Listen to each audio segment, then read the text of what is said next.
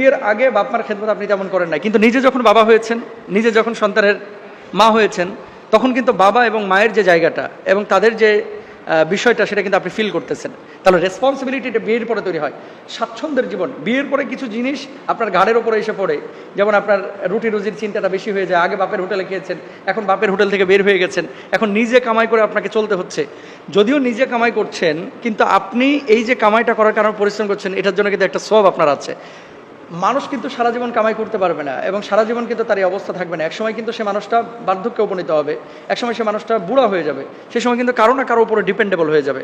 তো এই জেনারেশনটা কিন্তু আপনি বিয়ের পরেই আপনি গঠন করছেন, বা আপনি আল্লাহ সুবহানাহু ওয়া তাআলার রহমে আল্লাহ আপনাকে দান করছে আপনার পরবর্তী প্রজন্ম, সন্তান সন্ততি।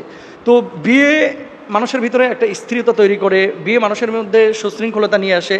বিসিএস ক্যাডার এবছর যারা হয়েছে, আপনারা পত্রপত্রিকায় দেখেছেন হয়তো বা, 70%-এর ওপরে বিসিএস ক্যাডার যারা হয়েছে গত বছর, 70%-এর অধিক তারা বিবাহিত।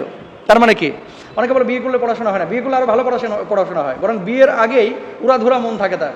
এখানে প্রেম করে, ওখানে ওর সাথে কথা বলে, এখানে এর সাথে আড্ডাবাজি করে, এখানে ঘুরতে চলে যায়, যা খুশি তাই করে, কিন্তু বিয়ের পরে এটা পারে না। তার মানে কি?